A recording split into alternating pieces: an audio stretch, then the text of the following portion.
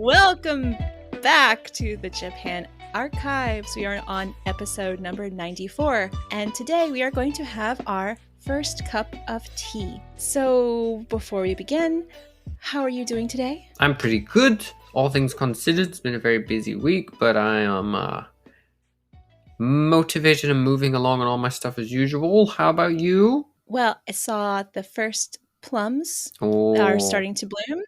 I think you said you have plums as well. They're starting to yes, they're bloom. blooming here. So spring is coming. The sakura stuff is at Starbucks now.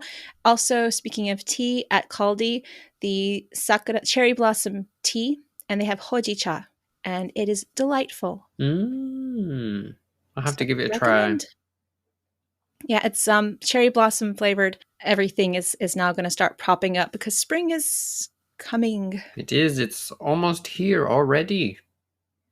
I feel like January lasted forever and February is going very quickly. This is true.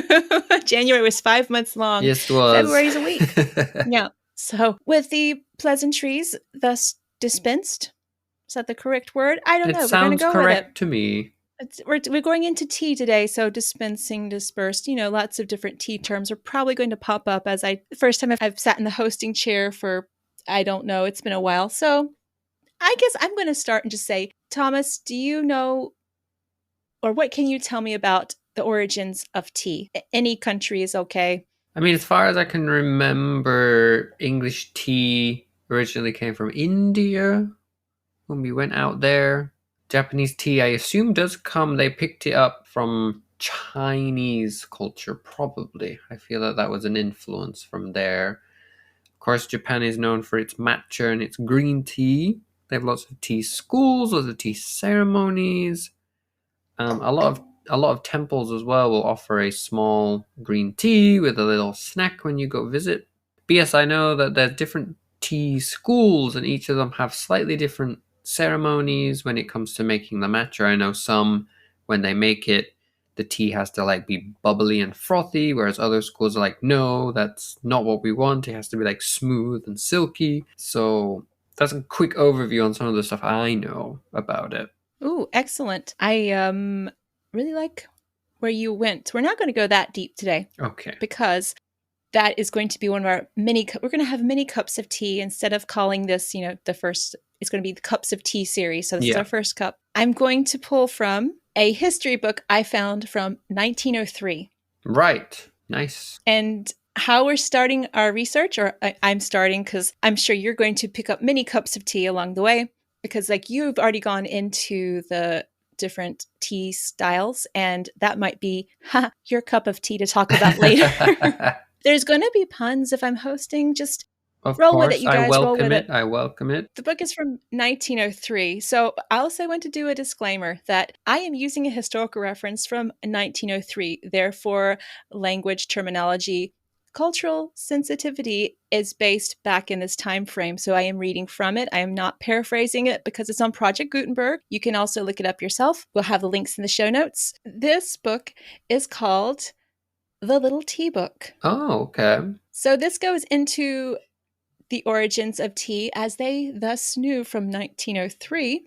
And what I'm doing for this, I'm going to read the passage from the book. And then depending on our time and how much time I've taken up already, I've done a little bit of research into seeing how accurate this book from 1903 is, because, obviously the source material they had was based on the time, and, internet was not even no phones at this time either. So there was no, whatever research material they could get that was translated was available. So I have the power of the internet. So I'm going to cross-reference this person, which I hope, if they're still alive, thank you for your research. And I've pulled up some interesting facts that's going to take us into other topics. I know this is going to happen, Thomas. I feel like you might know a few of them. Yeah. So I will start with the passage reading, and then we'll go from there. Although known in Japan for more than 1,000 years, tea only gradually became the national beverage as late as the 14th century. In the first half of the 8th century, 729 AD, there was a record made of a religious festival at which the 45th Mikado, Sublime Gate Shommei Tenno, entertained the Buddhist priests with tea, a hitherto unknown beverage from Korea, which country was for many years the high road of Japanese culture to Japan. Interesting that they said Korea. Not just that, but they also spelled it with a C. Ah, yes, the old spelling. I did not touch on this passage yet because that's a whole topic within itself. But I looked up the emperor, the Shomei Tenno, which we have not reached yet in the We podcast. have But I not. pulled up a couple of facts about him. As I did ask the professor about this as well, and he said, I think some of these spellings are not right. And so he started to look into it, and I was like, no, this is my research, as it may be. Some of the first research I did to see, well, did it come in through Shomei no? And not that I can tell, there was a reference to Shomei no and this tea ceremony in a book, but it was not completely verified. So I'm not sure if this fact is completely accurate or not. Based on the research I've done so far, it's suspect. Little few facts about Emperor Shomu. He was the first emperor whose consort was not born in the royal household. So I think his mother was not actually part of the household. And he also became the first retired emperor to become a Buddhist priest. So he abdicated and became a priest. Right. So interesting emperor that I think we'll have to definitely look up for a future podcast when we get through more of our emperors. That's the first mention of this book about tea in Japan. It does seem to say that it came through possibly Korea, but when I went to do the research into tea origins, it was always from China. So I have a few different reference points that I found. It's from China. It looks like it came through, the first records were in the Nara period. So around the 729, when Shomu Tenno was active. So it was around this time they were in the records from Nara period. They also say that it was probably tea was being enjoyed somewhere else in this one reference I found. And then I found another reference. This is an interesting website about Japanese tea culture, that it was thought to be from China in around the 8th century, and they were from envoys sent to China. I think we had talked about this at several points, plus we've had stories about the envoys that went to learn more about the Chinese culture and Chinese history, so brought that back with them. This website says that the records are from around the 9th century, and actually during the time of Emperor Saga. And then I also found, again, on this website, the Japanese tea culture, I have a reference to Lake Biwa. So in my reference, there is, the custom of tea. We did mention in the, oh gosh, what episode was it that you mentioned about the tea ceremony and the golden tea room, that it was like the tea ceremony itself was generally for like higher echelon of society. Oh goodness, please help me out here. Thank you so much. And also religious. A lot of monks drank as well. Because after the 9th century, 823 AD, I'm going back to the tea book. Excuse me, I did not say that. After the 9th century, 823 AD, and for 4 centuries thereafter, tea fell into disuse, almost oblivion among the Japanese. The nobility and Buddhist priests, however, continued to drink it as a luxury. Interesting. So I'm trying to recall the Golden Tea Room. What time period was that? The Golden Tea Room was in the 16th century. Oh, so that does sort of line up with what we have here, that it wasn't until much later that we have tea amongst everyone. So far in our research into this book, we're going to probably go ahead and read the next paragraph as well, just for a little bit of information. We're probably going to stop around this point. So let me go ahead and get that paragraph. During the reign of the 83rd Emperor, 1199 to 1210 AD, the cultivation of tea was permanently established in Japan. In 1200, the Bonze, Yeisei, brought tea seeds from China, which he planted on the mountains in one of the most northern provinces. Yeisei is also credited with introducing the Chinese custom of ceremonious tea drinking. At any rate, he presented tea seeds to Meikei, the abbot of the monastery Tokano, to whom the use of tea had been recommended for its stimulating properties, and instructed him in the mystery of its cultivation, treatment, and preparation. Meiki, who laid out plantations near Uzi, was successful as a pupil, and even now the tea growers of that neighborhood pay tribute to his memory by annually offering at his shrine the first gathered tea leaves. After that period, the use of tea became more and more in fashion, the monks and their kindred having discovered its property of keeping them awake during long vigils and nocturnal prayers. I did not go into more research in that paragraph because I was a little bit worried about what we would do for our time. So I did want to sort of end what we have so far with what tea actually is. Yeah. Talking about tea, I think tea is one of those beverages that everyone has some sort of knowledge, but like how much depth do you actually think about the tea that you drink or what kind of tea you drink? I know when I grew up, there was not a lot of different varieties of tea. And I'm not sure about you as well. Like, did you know about all the different varieties you had available? Not really. Probably black tea, right?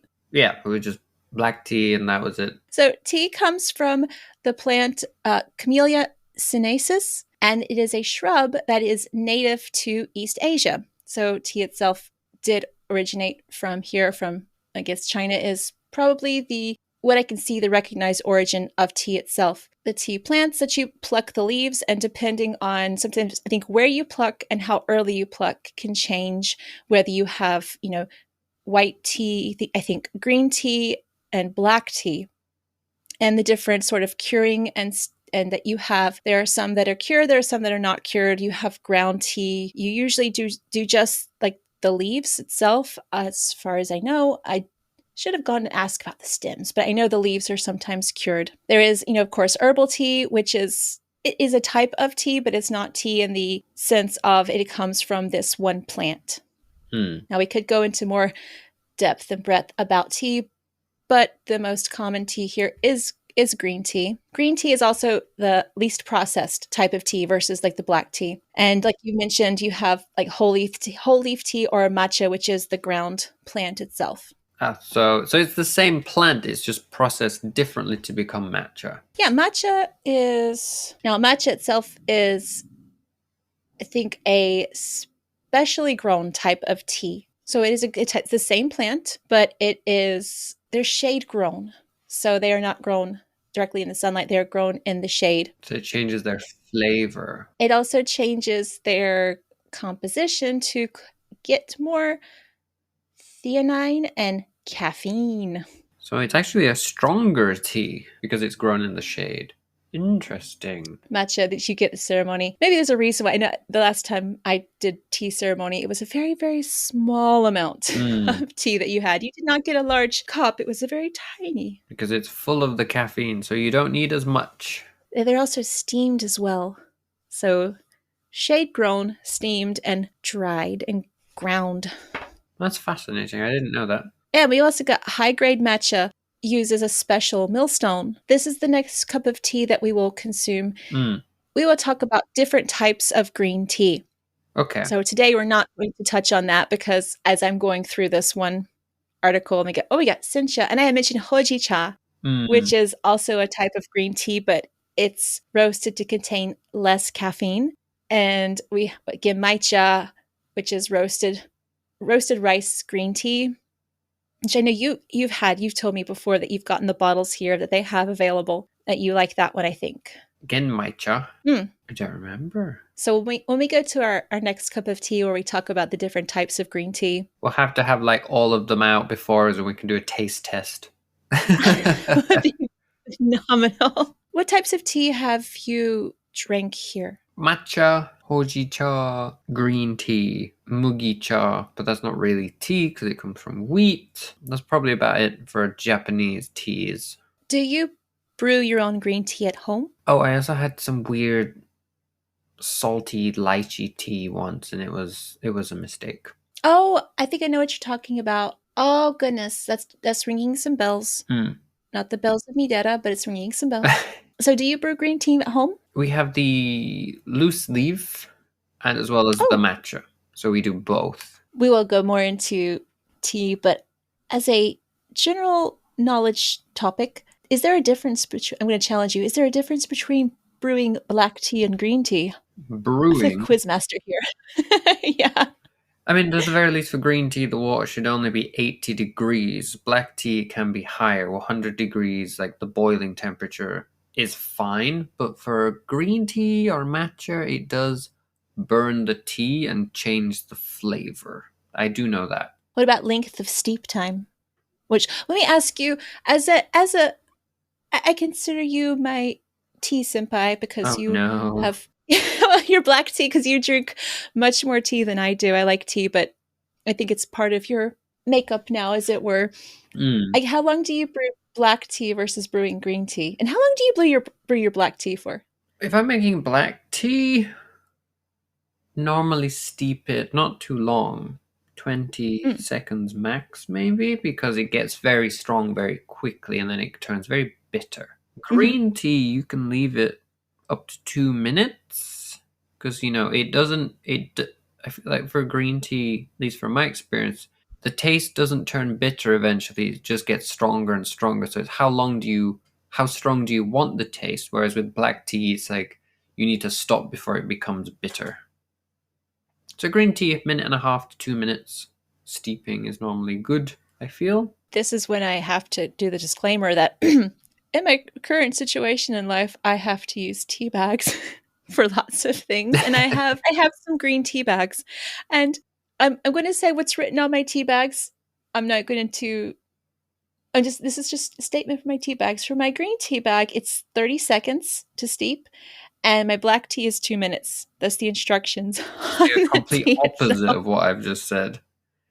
But I guess it is preference as well. Well, you've made me tea before, and I like your black tea, but you also have the really good, was it Yorkshire tea? Yes, I do. Uh-huh. That stuff is really good. So, I mean, I haven't noticed black tea. It's delicious when you make it for me. Yeah, I've noticed for green tea that if you need to, for the green tea, you can actually reuse the green tea bags and the flavor's still similar. You Mhm. can do that with black tea. Normally, if you have a tea bag or loose, you can do it at least one more time. It takes longer to get it to the same strength, so you're gonna have to steep it for longer, of course, because most of the flavor and caffeine went into the first cup. But yes, it is. You can do it with black tea as well. And I think possibly my last question. Do you drink green tea or black tea hot or cold? Always hot. Green tea as well? Yes, So if you buy a bottle from the kombini, for example, it's hot. I would get hot. I don't like cold tea. So an idiot no cold tea. No cold. Okay, I'm gonna have to ask another question. Do you like any cold beverages? I always prefer hot drinks to cold drinks. Hmm. There's only certain times I'll have a cold drink if I'm at a restaurant and they have something that I really like. For example, Outback Steakhouse has pink lemonade, which is delicious. Oh, I haven't pink lemonade in forever. Yeah. Oh goodness. But most of the time I'll have hot drinks, even in the middle of summer. It's going to be a hot drink. That was absolutely no way related to anything with the Just show. I pure just got curious for a curiosity. minute as I went into interview question mode. So that is what I have for the first cup of I tea guess I today. want to Do you know have if you prefer anything? hot or cold tea then for you.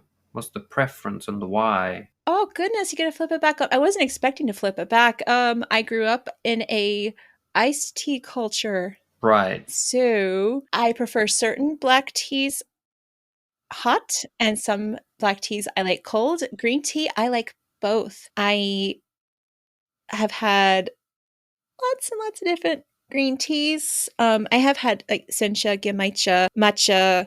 Oh goodness, there's another green tea that I cannot think of at the top of my head, but it's like I think it's a longer needle leaf tea and oolong. And I think oolong generally I prefer as a hot, but yeah, green tea is I quite love the bottles of cold green tea that they sell here, and the matcha one, I think Itoen, if I'm Yeah. remembering the name Mm-hmm. right, that's my favorite bottle is the matcha iced green tea. Oh, okay. I go both ways for For tea most tea. of the time. Both ways for Yes. tea.